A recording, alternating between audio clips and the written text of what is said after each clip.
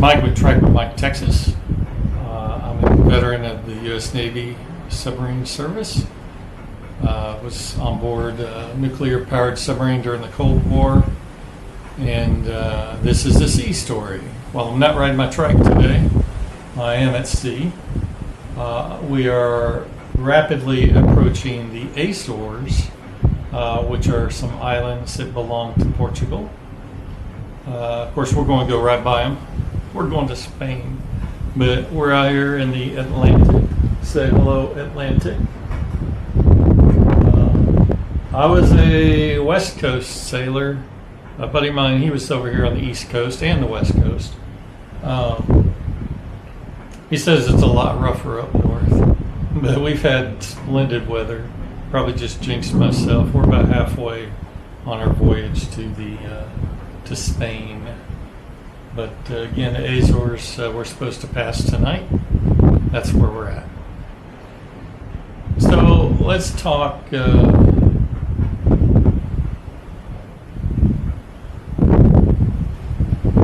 Let's talk the Philippines for a minute.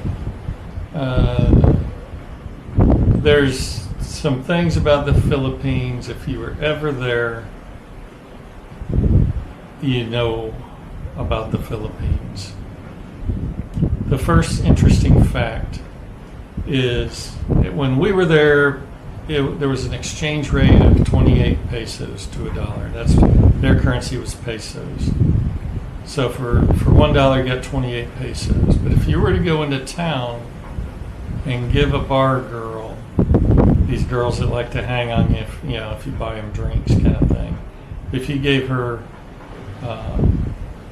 $20 bill, she'd come back with 40 pesos for $1. You get the whole shebang. You get 40 pesos for that 20. If you gave her a $100 bill, she'd come back with some ridiculous, 70 pesos to $1. And you're like, well, how's this happening? But that was something odd. The other thing was to get from the base to town, you had to cross this bridge. And there was a river. I don't know the official name for the river, the Navy name for the river, or the sailor name for the river was Shit River. Because that's exactly what it smelled like. It's like an open sewer. They put a big fence up on it because there had been kids on rowboats down there in this water wanting you to throw them pesos. And some people, they throw pesos over at these kids or purposely miss it, and the kids would go diving in the water, and it wasn't safe. So they built this big fence so you couldn't do that. Although you could still hear them down there, people, and they told you don't throw anything over. So there was that. Next thing is you're walking into town, everybody's in your face, buy this, buy this, buy this.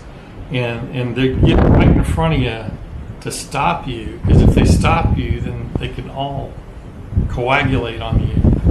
And you're just sitting there with, stuff in your face, sunglasses, just hats, just whatever.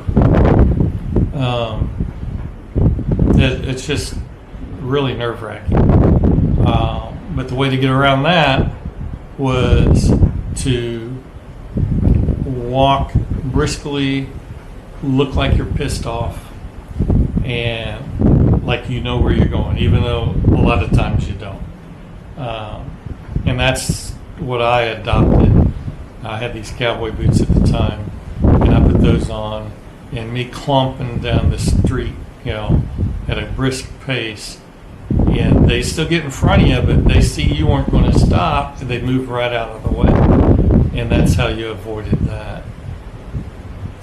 The next thing is all these bars. Well, the best one for me anyway, because it was well lit. Basically, it was just an open face indention in the building. But their beers were equivalent to like 30 cents, and they had San Miguel beer, which I like. They had red Red Dog, I believe it was the other one.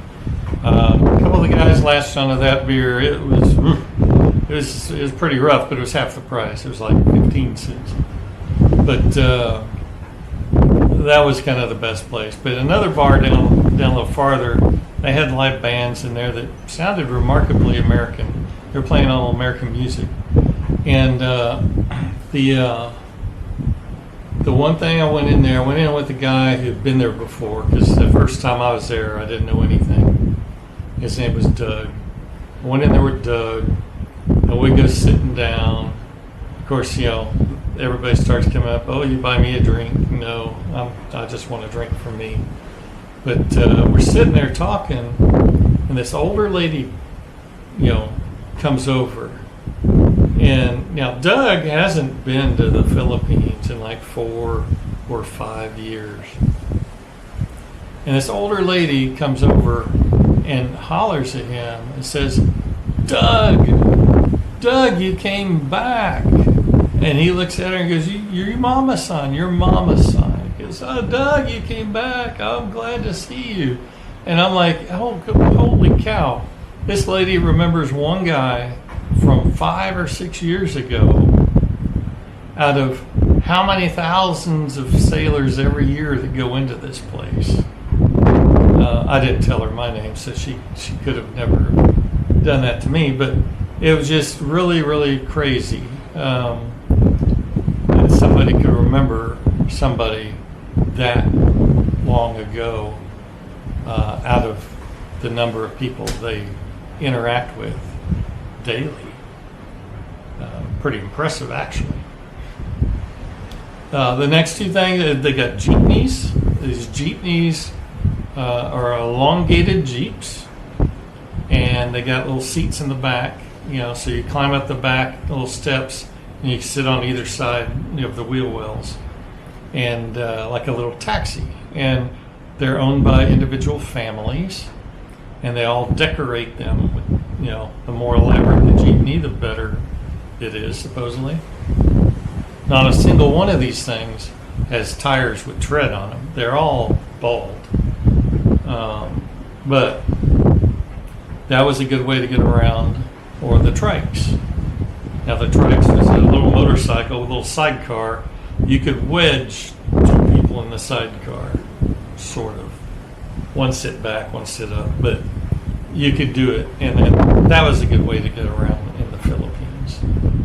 But it was a fun spot, interesting spot. I've got another story out there. Some people, when we were in port, going overboard in the Philippines, coming back to the boat after being out in town. That's the end of this sea story. Thanks for watching. Trike with Mike, Texas.